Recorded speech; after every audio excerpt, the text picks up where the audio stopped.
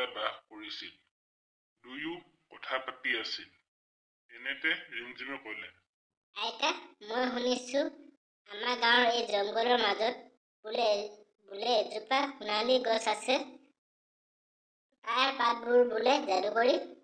এই কথাষাৰ ময়ো শুনিছো। আজিলৈকে গাঁৱৰ মানুহ বহুতে এই যাদুকৰী গছজোপাৰ লোভত পৰি আনিবলৈ গৈ মৃত্যুৰ মুখত পৰিছে আৰু কিছুমান পগলা হৈছে।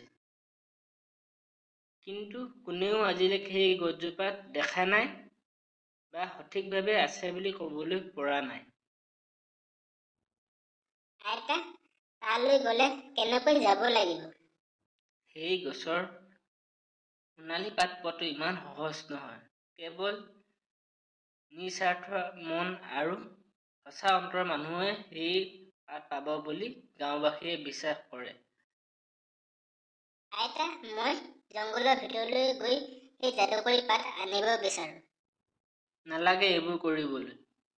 তাত প্ৰতিটো খোজতে বিপদ নিশ্চিত। ব'ল, সময়ো হ'ল, আমি শুই থাকো ব'ল।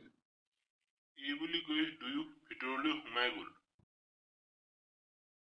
এদিন আইতাক নোহোৱাৰ সুযোগ লৈ ৰিমঝিমে মনে মনে হাবিলৈ বুলি যাবলৈ ওলাল।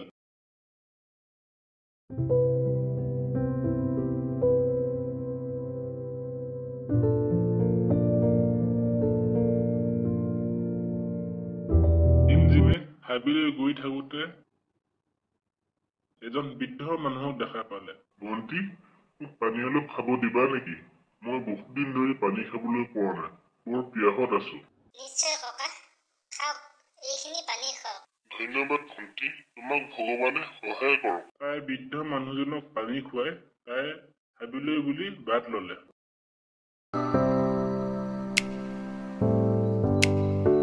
এনেদৰে ৰিমঝিমে নিজৰ গন্তব্যস্থানলৈ আগবাঢ়ি গৈ আছিল।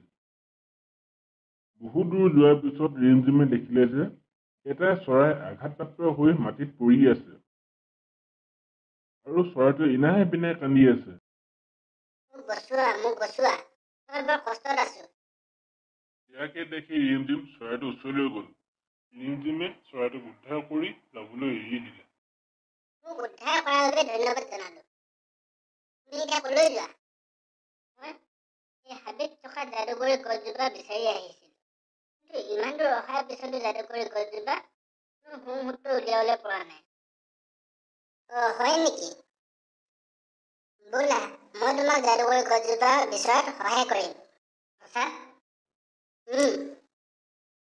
ব'লা, আমি তেনে দুয়ো যাদুকৰী গছজোপা বিচাৰি যাওঁ। এই বুলি কৈ দুয়ো যাবলৈ ধৰিলে। চৰাইটো আগে আগে গ'ল আৰু ৰিমঝিমে চৰাইটোক অনুসৰণ কৰি চৰাইটোৰ পিছে পিছে যাবলৈ ধৰিলে।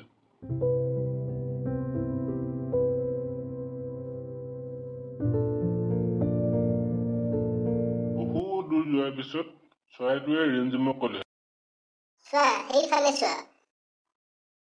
এইজোপাই হৈছে তুমি বিচাৰি অহা যাদুকৰী গছজোপা। ৰিমঝিমে গছজোপা দেখি তাইৰ দুখ কষ্ট ভাগৰ সকলো পাহৰি পেলালে আৰু ৰিমঝিমে গছজোপা ওচৰলৈ যাবলৈ ধৰিলে।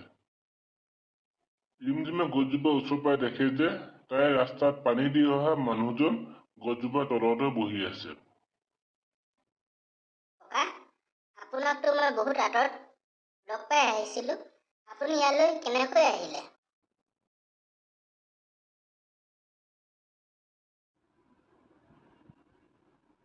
তুমি যে বিচাৰি অহা যাদুকৰী গছজোপাৰ মালিকজন হৈছে এইজনে ককা। ককা, তোমাৰ যাদুকৰী গছৰ পৰা ৰিমঝিমে যাদুকৰী পাত বিচাৰি আহিছে। হয় নেকি? মোক আপুনি দিবনে? দিম, নিশ্চয় দিম। মই তোমাক আচলতে পৰীক্ষা কৰি আছিলো। তুমি যাদুকৰী পাতটো পোৱাৰ পিছত গাঁওবাসীক সহায় কৰিবানে নকৰা বুলি। মোৰ এতিয়া বিশ্বাস হ'ল তুমি যে গাঁওবাসীক সকলো প্ৰকাৰৰ সহায় কৰিবা বুলি। এই শিলা লোৱা, এই শিলা হৈছে তুমি বিচাৰি অহা যাদুকৰী পাত। তুমি ইয়াক গাঁওবাসীৰ প্ৰয়োজন অনুসৰি ব্যৱহাৰ কৰিবা। তুমি যদি মানুহৰ বিপদৰ সময়ত এই পাতখিলা ব্যৱহাৰ কৰা, তোমাক ই সকলো প্ৰকাৰে সহায় কৰিব।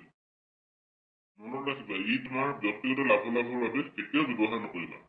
ঠিক আছে ককা, মই আপোনাৰ কথা আখৰে আখৰে তুমি এতিয়া যোৱাগৈ যোৱা, দেৰি হ'ব হ'ল। আকৌ তোমাৰ ঘৰ পাওঁতে গধূলি হ'বগৈ। হ'ব তেনেহ'লে মই যাওঁ। এই বুলি কৈ ৰিমঝিম ঘৰলৈ বুলি উভতি আহিল। অন্যহাতে চৰাইটো তাইৰ আগে আগে হাবিলৈ বুলি আগবাঢ়ি আহিল।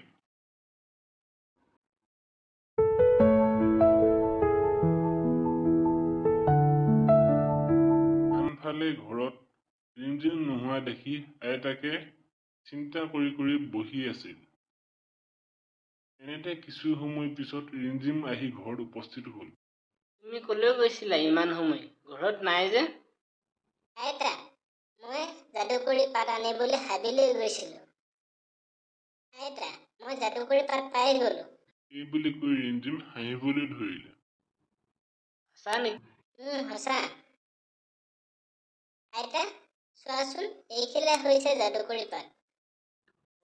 দেখিবলৈ বৰ ধুনীয়া দেখোন। আইতা, মোৰ তোমাৰ সততাৰ ওপৰত বিশ্বাস আছিলে। মই গম পাইছিলোঁ তুমি যে এই কামটো কৰিব পাৰিবা বুলি। হয় আইতা।